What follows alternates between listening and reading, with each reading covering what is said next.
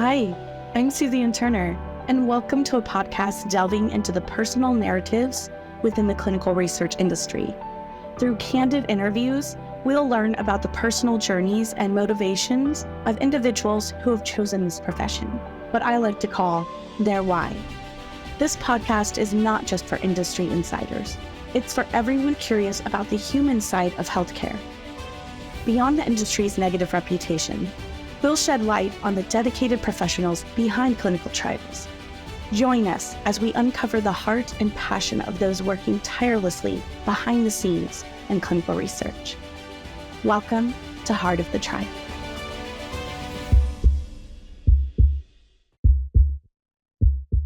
Hello, lovely listeners. I'm your host, Suzanne Turner, and I'm thrilled to welcome you to Heart of the Trial, where we uncover the human stories within clinical research and shed a positive light on the pharmaceutical industry.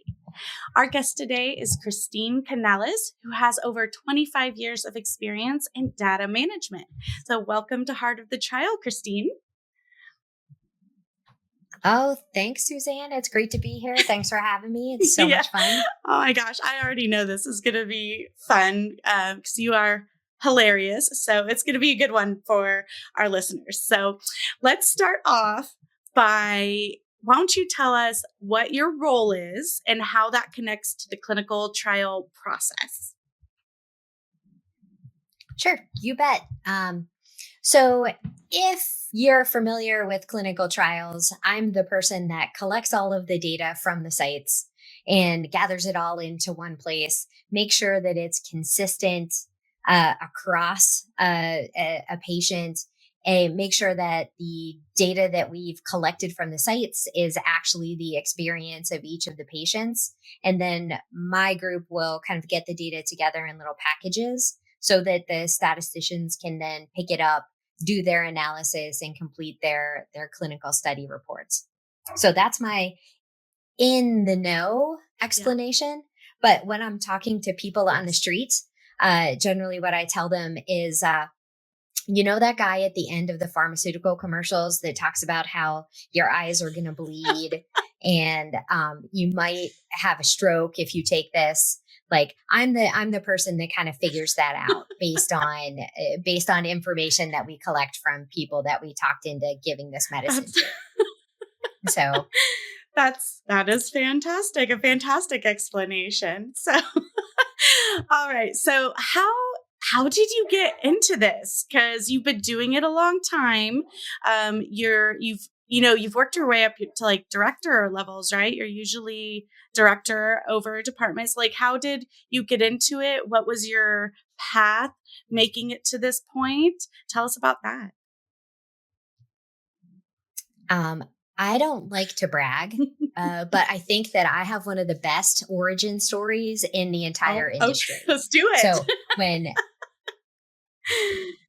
when I was just a little baby mathematician in college, I wanted to get into statistics, and I wanted to work in a steel mill. I wanted to go back. I grew up in Pittsburgh, so my dad worked in the steel mill. All of my male relatives had something to do with the steel industry. Either they were coal miners or they did something. I had an aunt who was an executive secretary for U.S. Steel. Wow. Like she was the valedictorian of her class, but the only job she could get at the most important industry at that time was to take notes for somebody else. And my idea was I wanted to get a job in the mill and walk around with a hard hat and boss everybody around. So I wanted to get really into like process improvement, like Six Sigma, Deming, like the whole industrial statistics piece of it. So finished up undergrad, went to graduate school, was, nicely on pace to graduate and kind of wrap things up. I ended up getting an internship that was unpaid until you graduated. And then once you graduated, they would pay you as an intern. So in order to finish up my degree, I'm like, I will take whatever these last 2 credits, like whatever class you guys have. I just want to be done this semester. So I ended up taking a biostats class, and that took me, it took me off campus to the hospital. So now I have to take a bus because I don't have a car. So now I'm taking a bus to a hospital, and I find out that this isn't actually a class. This is a way for the hospital to get consultants to work with their residents and fellows on their research projects. So what do you mean? So they pretended it was a class just so that they could have you guys come do free work for them, pretty much? Okay. Right. Yeah, it was a class. You got credit. But in reality, you were in the hospital working with these residents and fellows and kind of advising them on the statistical components of their research work. So I designed experiments for one doctor, an OBGYN who was lovely. And, as he's explaining things to me, I'm like, listen, I don't care. What I want is to finish up this.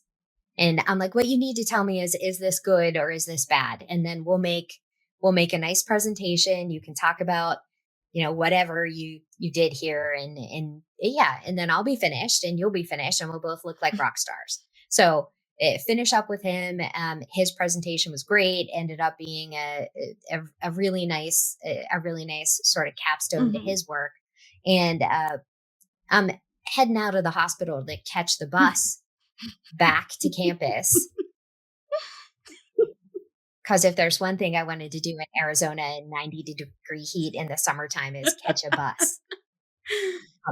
So this doctor, he's like, do you want to come over to the NICU and see the babies? I was like, what babies? He was like, oh, this experiment, like this research project was on these babies. Do you want to come see them?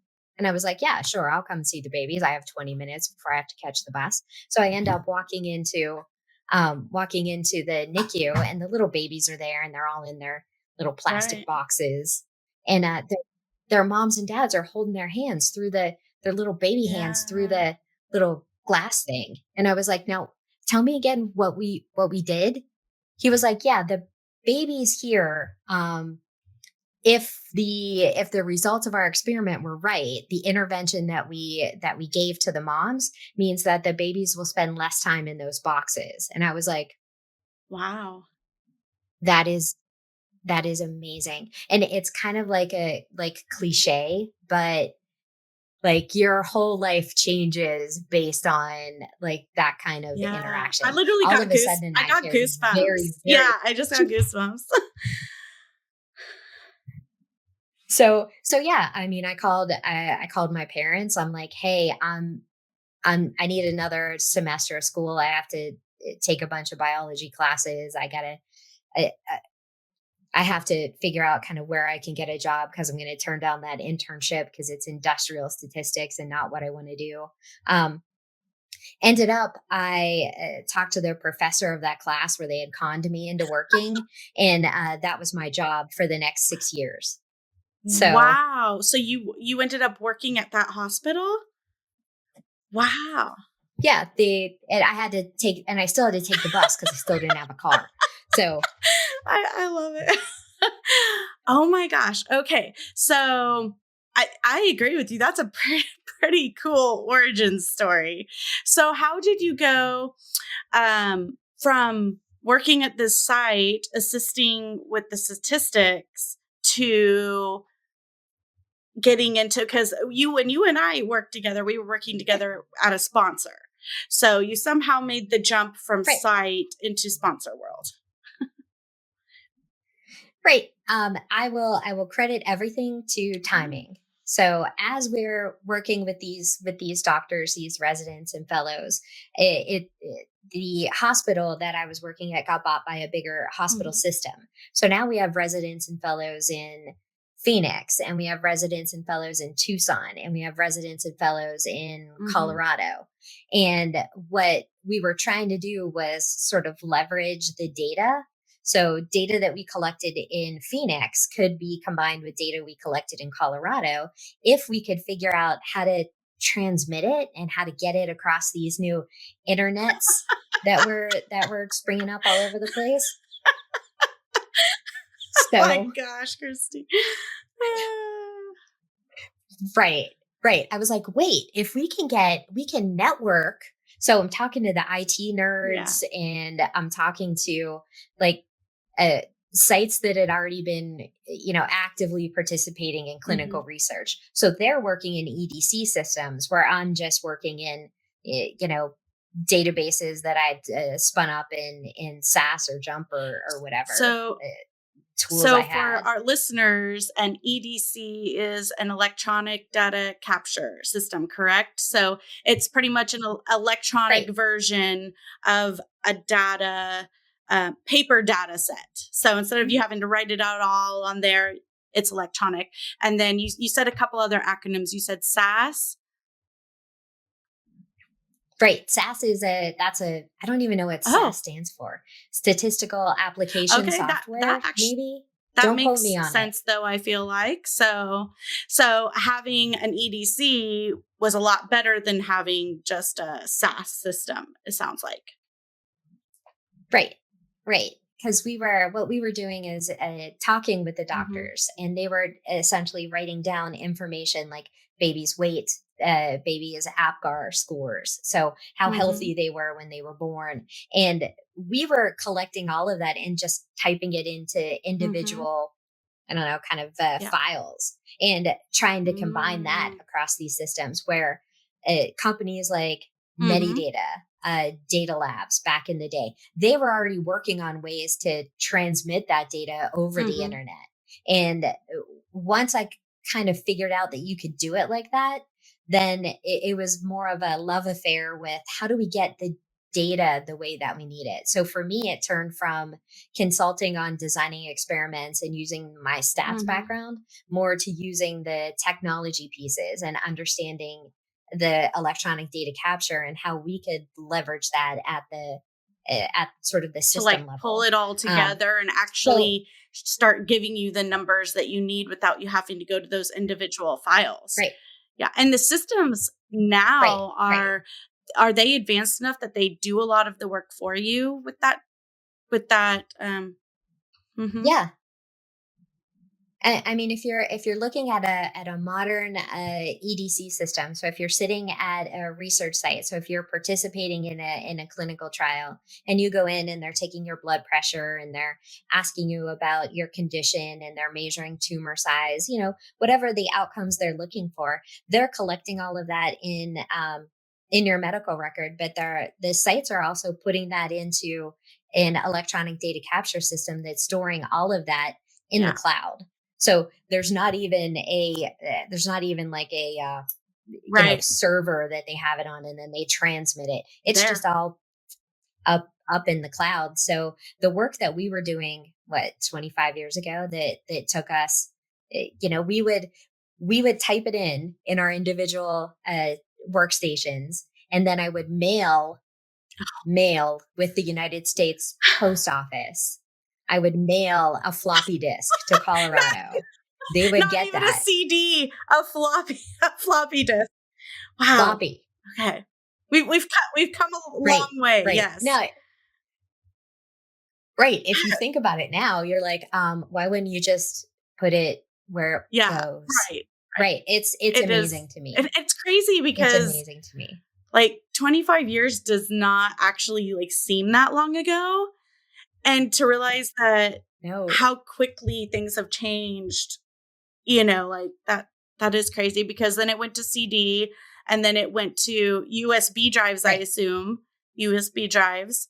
And then before you got to this electronic, that's crazy. Wow. Right. I mean, it is just nuts. Yeah. Nuts. And the way that, when I first started, so I worked at the hospital system for, I think, 3 years, and then wanted to switch location. So I was in Arizona and I wanted to move back home. I was getting married and I needed the free babysitting. So I wanted to move closer to my parents. So I'm looking for a job, and the only place that really has a whole lot of research going on in Pittsburgh was the University of Pittsburgh Medical Center. So then I worked at the site, actually doing, site qualification and site management And through working with UPMC, there was a group of researchers who were doing more electronic data capture. They were doing an ePro, and I was like, "What's an ePro? That sounds out there." So for people that don't know, ePro stands for electronic patient reported outcomes. So instead of the site taking your blood pressure or the site asking you how you feel and then writing it down, the ePro back in the day would be a Palm Pilot that you would carry around with you, and you would enter, like it would beep at you at specific times of the day, and it would ask you like 5 questions. Yes, I'm having a migraine. No, I had a migraine yesterday. No, I didn't eat turtles. Whatever.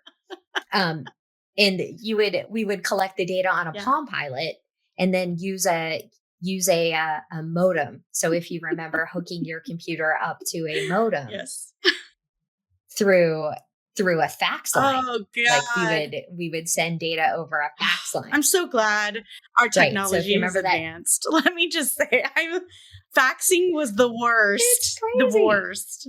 I hated it. Right.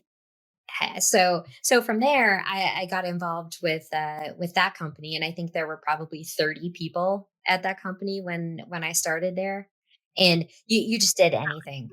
So a site needed help, you'd hop on the phone with the site, to the point where I was running across the street from our offices to buy a new modem from Radio Shack. I'm like, "Do you guys have a 28K modem I can buy?" Yeah. Are there Radio Shacks anymore? Yeah. I think that there's like 2.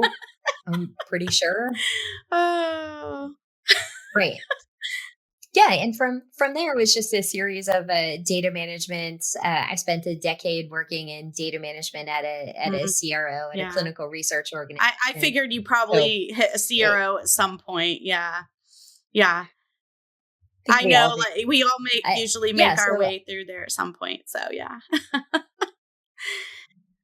Yeah. And then it was just a CRO. I had a non-compete, so I couldn't go to another CRO. So I went to a vendor, and then had a non-compete, couldn't go to another vendor. So went back to the CRO and kind of bounced back and forth between doing like traditional data management, where you're interacting with the clinical data all the time, to working with new technology and kind of understanding how these things were going to evolve, like looking at the use of patient's own equipment for ePro, and looking at, new and sort of novel approaches to doing that electronic data capture. So once one guy gets the idea, he can kind of keep it for a little bit, and then people get irritated. And then there's a new guy who comes along, and then you're like, "Oh, that's the guy." And then people hate him. There's always like a new guy who comes along and is doing it better, less annoying. Oh, that's so funny. So what is the difference between, because you've mentioned the statistics a lot, what is the difference between what you do with the data management and what the statisticians do? Yeah, the stats guys are going to be really focused on the analysis of the data. So they're going to be looking at sort of the design of the research. The stats people are going to be focused on, did it work? So they're going to look at let's just use a quick example. If it's a cancer drug, they're going to have very specific predetermined outcomes that they wanted to have an impact on early on in the study. So when they're writing the protocol says we're expecting tumor size to decrease, and we're expecting as another outcome disease-free progression, or progression-free. They're expecting some good things to happen. And there are specific ways that you measure each of those. So the statisticians are really focused on using statistical methods to show beyond the chances that the drug was effective. So yeah, it shrunk tumors more in this group versus this group, and that's what we wanted to prove. And the only way that the FDA is going to buy that is if you use very specific statistical tests, like tried and true. When people start talking about p-values, that's what they're talking about. That the differences between these two groups didn't happen just by chance, or effects of something else like the environment. The statisticians are worried about kind of controlling for all of that and making sure that when they do take this drug to market and they say it works, that it actually works. And my job is sort of like the prep work for that. Okay. Creating the systems in order to collect be that able data. Right. In order to be able to do that analysis, they need to have these nice, clean, complete, accurate data sets. So they're looking at feeding those data sets into their statistical software packages. And I'm looking at getting the data in, making sure that it's accurate, making sure that it's complete, making sure that everything that the statistician is going to need is there and where they expect it and how they're expecting it. So the FDA has come up with some very specific criteria for how we pass data between these two groups. So there's a SDTM. So there's a I have no idea. I have no idea. SD like David or T like Tom? SDTM. SDTM. I'm gonna statistical data and tabulation model. Yeah, Google knows. I don't know. Study data tabulation model. Okay. Right. Study data, not statistical.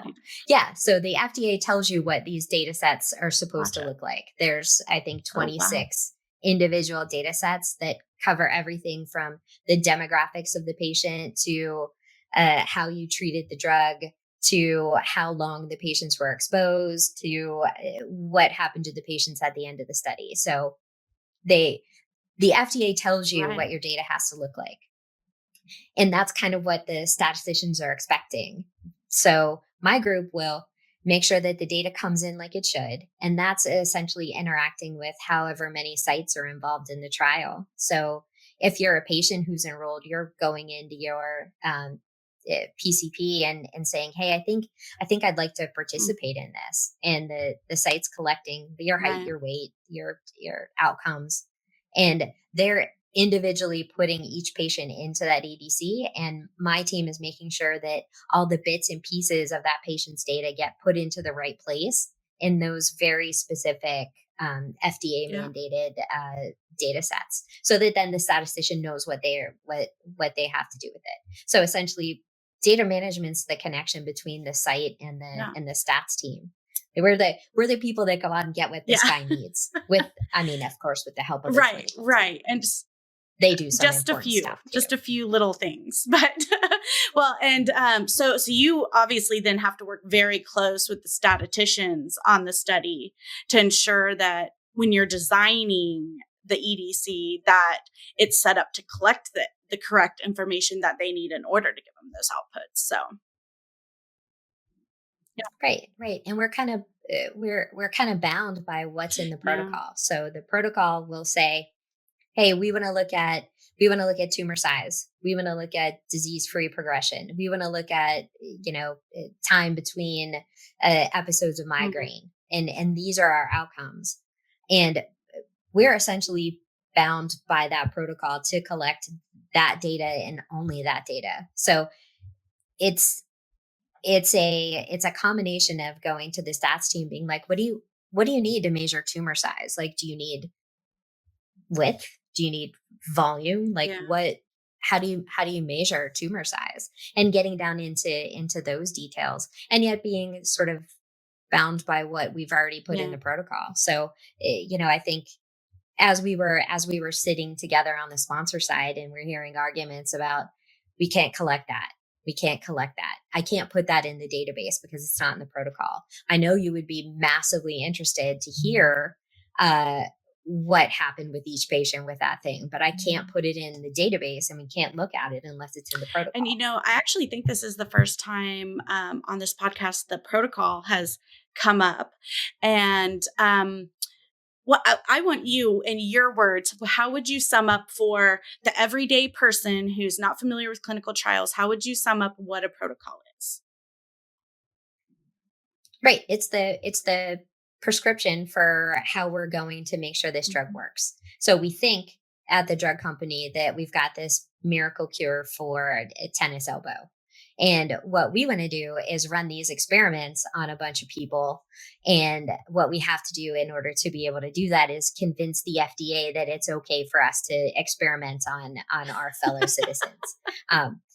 There's a whole history of us maybe not being the best citizens when it comes to experimentation on other humans. I want to do a whole episode on, by the way, because it's very interesting how we got to where we did. But yeah, I like to say that I feel like the protocol is kind of, when you read like an SOP and it's like, what is the purpose of this SOP? That's kind of what the protocol is. What is the purpose of this trial? Right. And as you were just saying, like whatever's in that protocol, like that's what the FDA is going to hold the sponsor to. So if they say they're going to do something, they have to do it. If they say they're not going to do something, they cannot do it. So it's very important. Right. It's the whole guide. Like it's the how-to. It's really the first thing they create the on a study.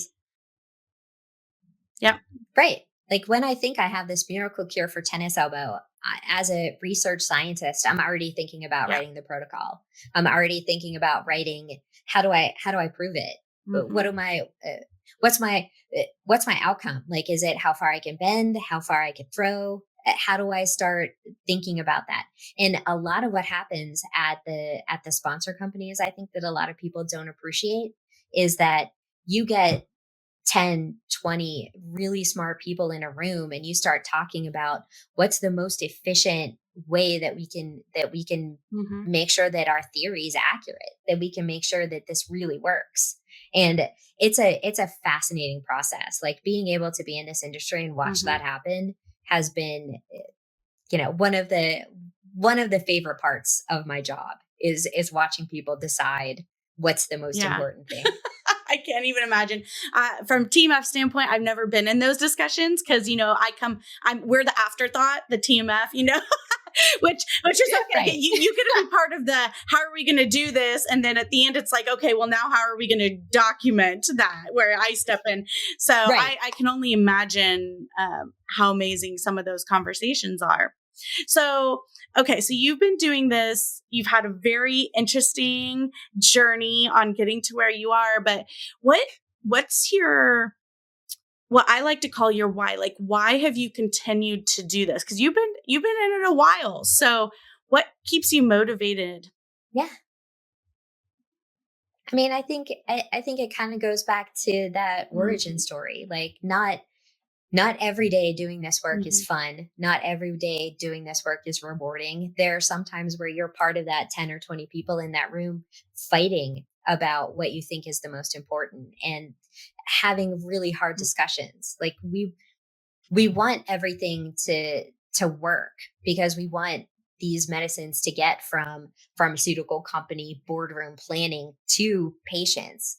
I think there are a lot of people in this industry who really got into it because of the benefits to humans, the benefits to fellow man. And it is kind of cliche, and it's hard to keep that in mind when you're fighting over whether or not you're going to be able to put this case report form in the database, or whether or not you have to leave out one variable on a page.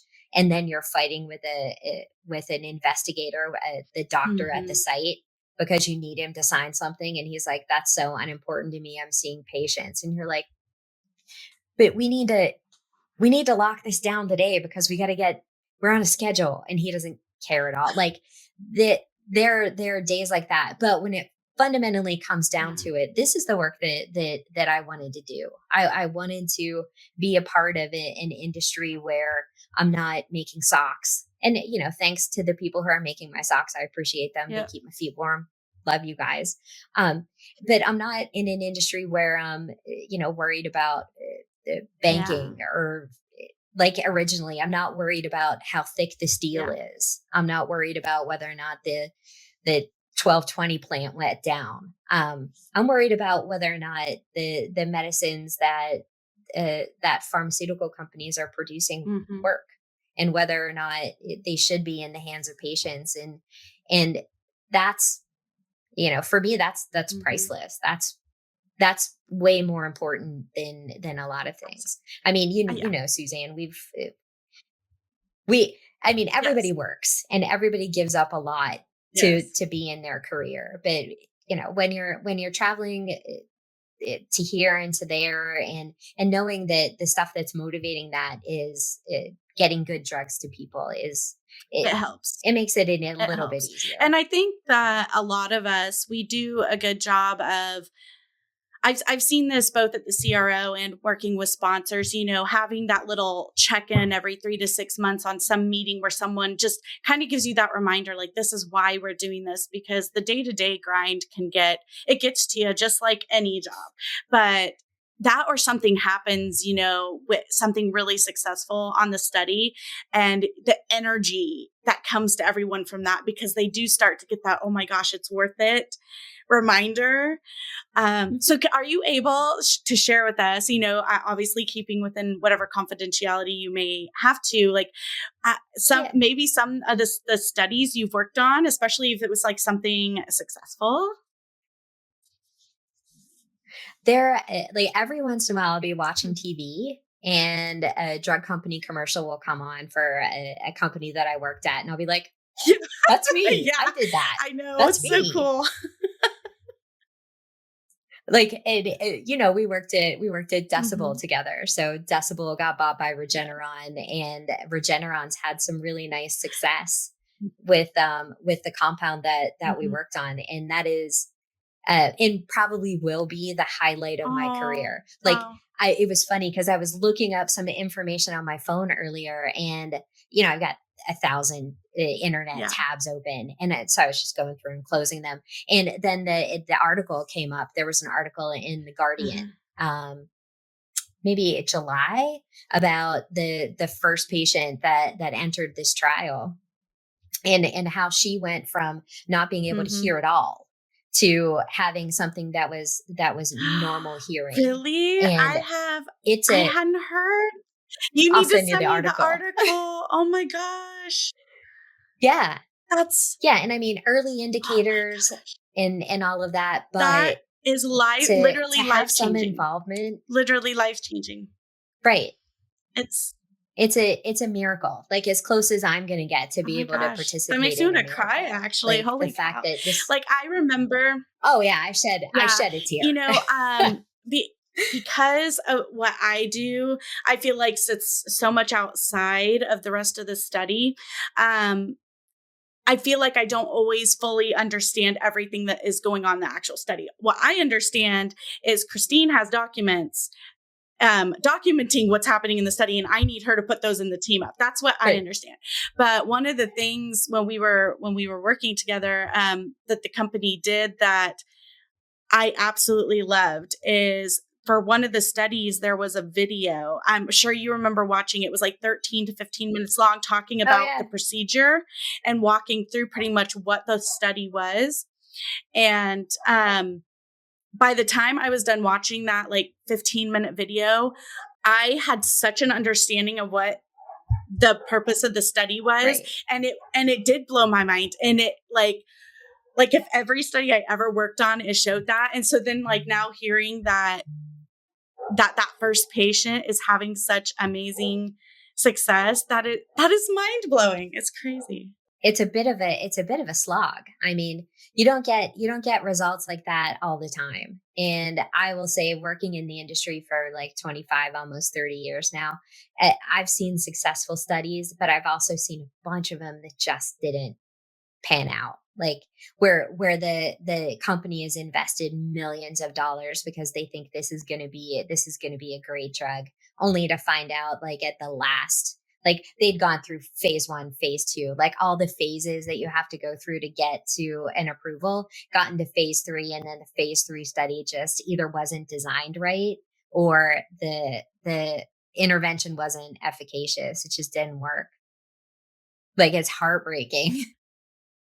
And to be involved in one that actually worked is awesome. Yeah, I'll continue to look back on it my Yeah, whole not career. just work, but work to the level that it has. That is amazing. I cannot wait for you to send me this article and for me to read on it because, oh my God, that is mind blowing. What has there been anything else over the years that you've worked on that like, do you have any like crazy stories? Suzanne, that is such a loaded question. So I will tell you like behind the scenes stuff that happens, right? Like you're just trying again to illustrate like every day you're just trying to take a step forward, and it's a heavily regulated industry. Everything has to be just right. Everyone's sphincters are very, very tight about everything because they have to. For good reason. It's for good reason. Yes. So. Right. Like you got to be a little uptight because you don't want to be the reason that like, let's say somebody screws something up on that decibel regeneration study and that intervention that clearly works doesn't get to market because you can't document your stuff right. Like, I feel sometimes keeps me up. I believe you. I think a lot keeps you up, but for just knowing you, I could see that. But for me, like I feel like a witch so many times when I'm having to push back on things, and people see it as such minor things, and I'm like, I just don't want this little minor thing to be the reason to cause that downfall in the end, because little minor things add up. And that's the key. If it's just a one-off, but if it's a trend, if it's, so yes. Right. Like you don't know what the FDA is going to see. Yeah. So anyway, everyone's real tight, real uptight about things that are happening.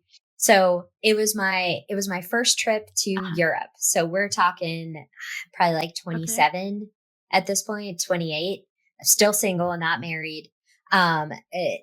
Not that has any bearing, but I was pretty free and loose, like whatever. Like, I'll go to Europe. Hey, do you need someone in London? I'll go to London. Yeah. What do I care? Fine. I'll get on the plane. So I'm in charge of the ePros. So at this point, those are little Palm Pilots, little PDAs. Those of us born in the 70s will remember them. We carried them all through the 90s and love them.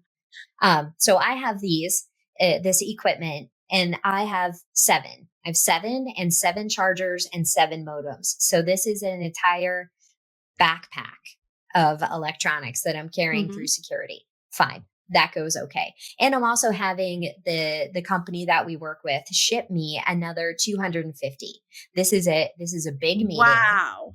Like it was at this point, it was in vivo data's maybe first really big study. So I need 250 of these because every site is sending 2 people to this investigator meeting, all of the CRAs, all of the sponsor people, and we're doing this presentation twice. So what I have is 2 sets, right? And everything arrives. I open the box, look, everything's here. Great. Then I go out to dinner with the client like you do.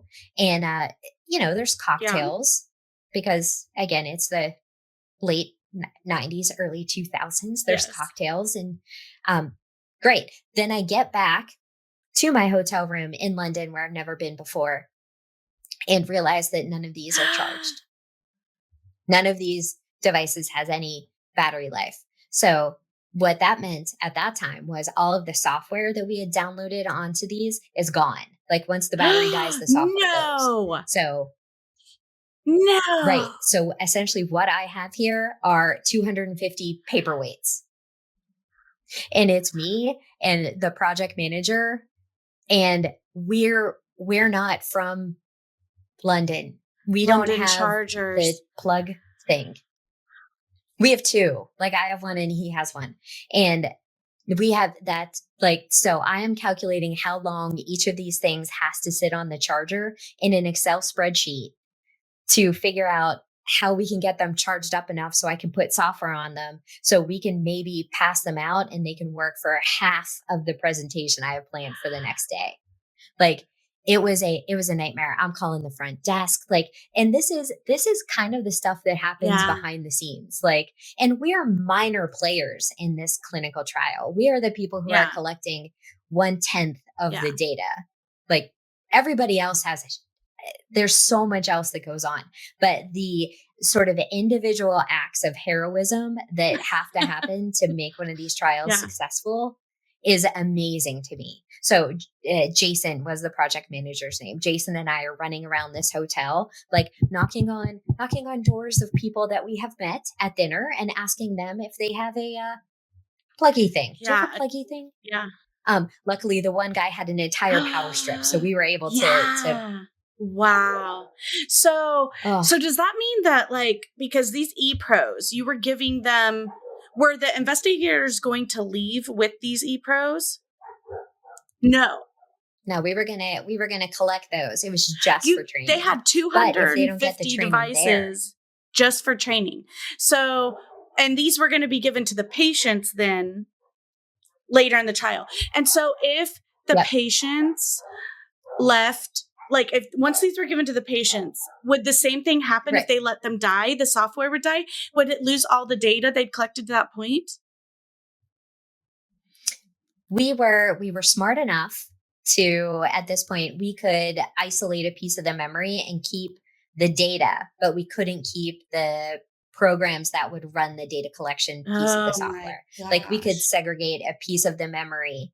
So that's what would happen. They'd let them. I was going to say, did you like make it like your cell phone big bold letters read at the top of every page? Don't let it die.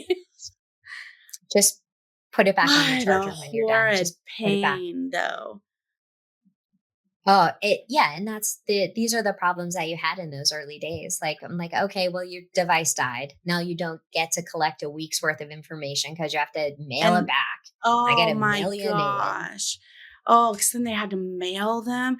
So, now when you do, because like you were talked about the ePro stuff, which I've seen ePro stuff. I didn't realize like what it stood for and exactly what it was.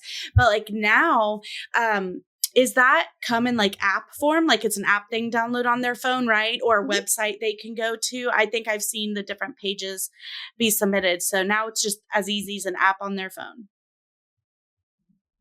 Yep. It was like an industry initiative, this bring your own device. And for the most part, we can do that now. There are some restrictions because of the way that you're trying to collect the data from the patients. You have to make sure that what one patient interprets as a 5 is the same as another patient interprets as a 5. So there's a lot of sort of psychology and cognitive information that goes into putting one of those instruments together. And you have to make sure that you're switching it from paper to a tiny little iPhone like I have to a big iPhone like my husband has to my Android, a tablet. My Google Pixel, Right. And to the website, you can have different screen sizes, different resolutions, that you're still collecting data that is similar enough to be grouped together. It was a fascinating sort of place for me to end up. Like, but getting back to the story, these individual acts of heroism are kind of what keep these trials going. And the people who are making them happen are out there running around a hotel room in London at 3 a.m. and then pretending they've slept all night at the training. I'm not completely exhausted from lack of sleep and needing 20 cups of coffee. No. Not me. No, I'm fine. No, ask me your questions about this obviously confusing thing I've just thrown at you. That at that point they've probably never really seen before. Like now, at least unless they're brand new to clinical trials, they've probably at least seen some version and have some experience. But oh my gosh, well, that's amazing, Chris. So let me ask you this: so if there's someone out there listening who's like, Chris made this sound like the most amazing job in the whole world. I want to do it. What would you like advise someone? Like, how would they even attempt to get into the data management side? There's actually like degrees that you can get that are in clinical trial management and clinical trial data. Those are always good. You can take a traditional route, like looking into statistics if that's your thing. And the amount of different places you can go, like I will always advocate for a stats degree because it gave me so many options. And I will give a quick shout out to my dad, because growing up, I mean, he didn't have any options, right? His dad was a coal miner. His great grandfather was a coal miner. And that's all that they could really do.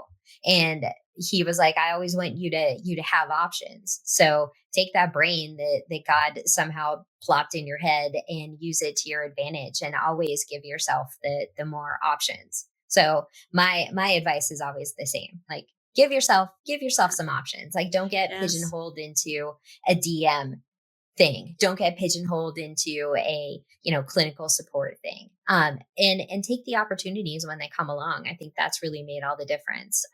When I jumped from working at the site to coming back to Pittsburgh and working with UPMC, that wasn't an ideal match. That wasn't a good fit, really. Like, I was completely unqualified for that job. But it was available, and they somehow decided that I could do it if I gave it a go. That's my best advice. Like, get close, and then work your network. Oh, yes. Show up, do hard work every day, and be a good team player. Those and connections. Your career progression just sort of shows up from there. Just fundamentals, really. Like, get yourself a degree that's useful. Show up. Reach out to people. I mean, I think it's so much easier now than when I started. Like, I ended up just sitting in somebody's office at the college and asking how I could take that class again. And they were like, why don't you just be that class? Be like, we won't have that class. We'll just have you. I was like, all right, let's do that. It's more about finding the thing that you like to do and kind of being passionate about following it. Yeah. And I mean, your standard life advice will take you far. Like, don't be a dick. Don't be a dick. We need to put it on a shirt. Well, and also, before we wrap up, I want to chat about, because you actually have a podcast now too. So if I do. Speaking of not being a jerk. So tell us a little bit about your podcast. Sure, I would love to. So my sister and I came up with this idea probably 2 years ago, right around the time of the pandemic. So she's had some mental health challenges along the way. We've had some mental health challenges in my family, and our idea was, why don't we start talking about those things and kind of normalize how people deal with them. So she and I kind of deal with our emotional issues through a lot of humor. I don't know if you've picked up on it, Suzanne, but I'm fairly sarcastic. Only a little bit. And it's not every day you're going to come across this statistician who had to decide, like, stats or comedy. I did. I made a choice there. But through kind of humor and talking about how we want to change and improve our lives, and how we're going to kind of use this as an opportunity to learn and grow a little bit as individuals. Through the challenges of some of our mental health issues, we were able to put together the Mental Funny Bone is what it's called. Awesome. So it's really the two of us talking about, what it was like to grow up in our family, and kind of how Sarah's mental challenges sort of impacted us when we were growing up. And then, kind of talking through, my story. So my daughter attempted suicide early on in the pandemic, and how we kind of had to deal with that as a family while there weren't any resources out there at all. So a lot of what we talk about is ways to find help when there's not someone standing there with a road sign that says help is this way. And just in general, how, you don't necessarily have to have a diagnosis in order to start thinking about how to better frame some of the things in your life that are challenging. So we've been picking sort of these self-help books and kind of dissecting them and being like, that's some valuable advice, or that is not that great. I mean, we're not going to do any of that. I've listened to the first couple episodes, and they you guys are very open, which is very cool. But I just kind of love it because, like, obviously I know you. And so when I listen to like the first ones and all and listening, you're just going with the flow. You're like, we have no idea what we're doing, but we're going with it. And I loved it. And I don't have as much time for podcasts as I used to, you know what I mean? Because we used to be like driving and commuting and stuff. And now we work at home and all. But I love it. So listeners, if you've loved Chris's humor, I definitely do recommend The Mental Funny Bone. So do that. And can you tell our listeners where else they could reach you if they want to connect with you? Sure. If you want to connect through the Mental Funny Bone podcast, that's gastrogirls@gmail.com. We say that at least 9 times an episode because we are desperate for approval. And the two of us collectively can't. It's like oxygen to us. Like if we don't get one piece of fan mail every week, we want to throw in the towel. Or if you just want my personal email, Christine Kanalis @gmail.com. I am always willing to talk about, ways that people can maybe jump into clinical research. I always look for opportunities to kind of be a mentor. I will tell you that I kind of fumbled my way through it and got lucky more often than not, but I'm happy to share ways that I was able to kind of position myself to get lucky, like a trip right in front of the right hole, if you know what I mean, Suzanne. Oh my gosh, you're so funny. And you are on LinkedIn as well, correct? Yes, for sure. For sure. You can go and check out my profile. It'll tell you that I've had many a job. Oh my gosh. Well, Chris, thank you so much for being on the podcast. It's been awesome as usual talking to you. I love it. And I hope you get opportunity to come again. Yeah, I'd love to. This has been great. Thank you so much, Suzanne. I appreciate the opportunity to talk about myself for an hour. It's been fantastic. Awesome. Okay, thanks so much, Chris. Bye-bye. This brings us to the end of today's episode. I want to extend my sincere thanks to our guest for sharing their inspiring journey. If you'd like to connect with them, you can find their contact information in the show notes. I also want to express my gratitude to you for joining us on this exploration of the clinical research industry. I hope you found today's episode insightful. If so, please consider leaving a review on your favorite podcast platform. It truly helps us reach more listeners. If you have any feedback, questions, or comments about the show, feel free to email me at podcast@iceconsultingllc.com. Thank you once again, and I look forward to having you joining us on our next episode of Heart of the Trial.